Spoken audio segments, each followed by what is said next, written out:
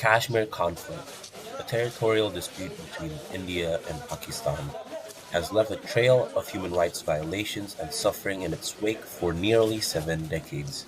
Today, we delve into the events that led to these ongoing violations in Jammu and Kashmir. Join us as we explore credible sources and evidence to uncover the truth. Welcome to our research journey. Our investigations begin with a crucial understanding of human rights and their significance. As Nelson Mandela once said, to deny people the human right is to challenge their very humanity. Human rights encompasses fundamental freedoms and dignities that every individual deserves. Access to information, freedom of speech, opinion, and peaceful assembly are among these essential rights.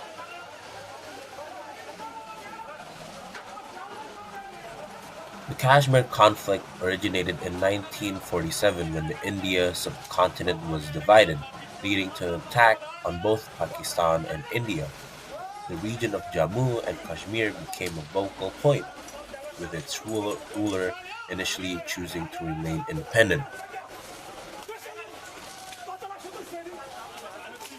It is disheartening to witness the human rights violations taking place in Kashmir, where innocent lives are restricted and treated inhumanely.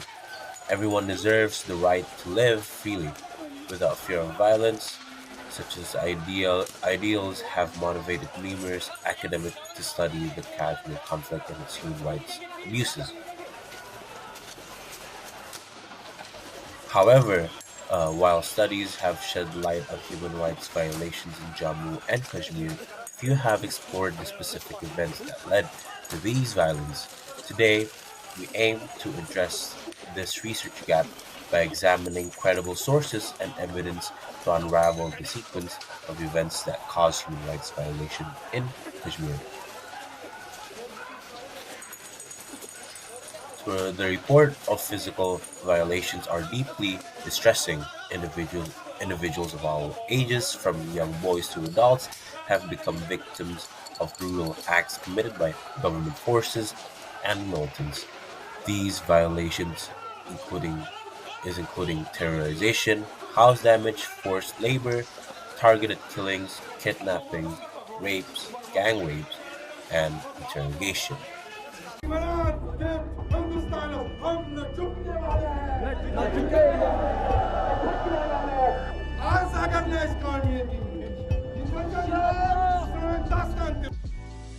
Over the years, the numbers tell a grim tale.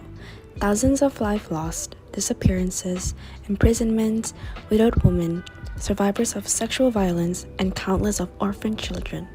Such violations have sadly become all too common in the Kashmir conflict. Communication plays a vital role in exposing and addressing human rights abuses.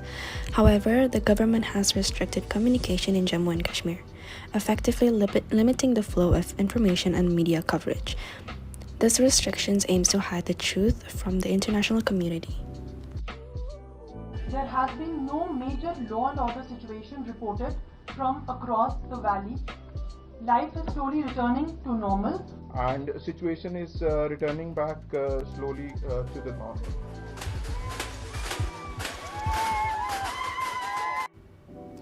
Anaruda Bashin, an executive editor, even had to appeal to the Supreme Court to overturn the suspension of communication services. This limitation is a clear violation of an individual's right to communicate freely. To truly understand the reasons behind human rights violations in Jammu and Kashmir, we must examine three significant events: the repeal of Article 370 and 35A, India's special laws and acts, and the United Nations' failure as a mediator.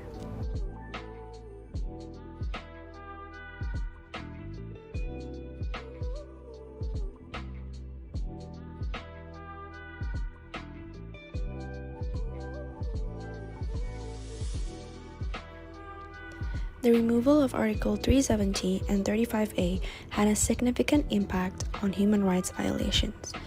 These articles provided a crucial rights and protections to the people of Jammu and Kashmir. However, the removal resulted in an increase in violations, such as arbitrary detentions of political leaders, journalists, and activists without charges.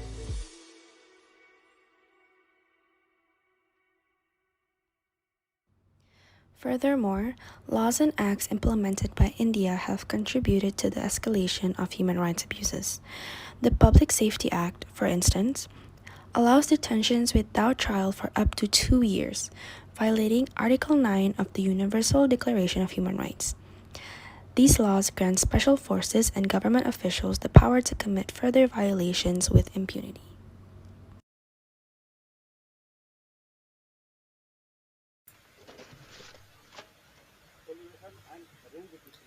Lastly, the United Nations has not fulfilled its role as a mediator effectively, despite proposed resolutions and reports acknowledging the human rights violation in Kashmir. Little has been done to address the situation. The lack of meaningful action has perpetuated the suffering of the people of Jammu and Kashmir. It is clear that these events have directly contributed to the human rights violations in the Kashmir conflict. The removal of Articles 370 and 35A, the implementation of Law and X, and the failure of the United Nations have all played their part. In conclusion, the violations of human rights in Jammu and Kashmir are a direct consequences of the events we have explored.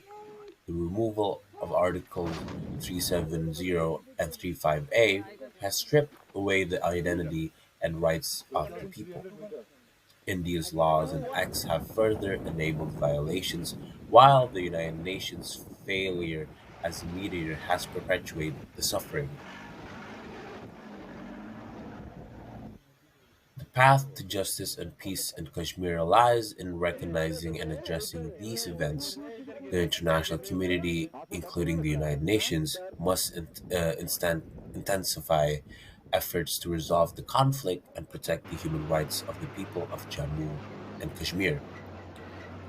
Only by acknowledging and reset, recertifying these injustices can we work towards a future where human rights are upheld and the people of Jammu and Kashmir can live with dignity and freedom. आप कहाँ जा रहे हैं? हम चौचाल जा रहे हैं। क्यों? क्योंकि वहाँ पाकिस्तानी गोलाबारी आने की वजह से हम नहीं बैठ सकते घर में।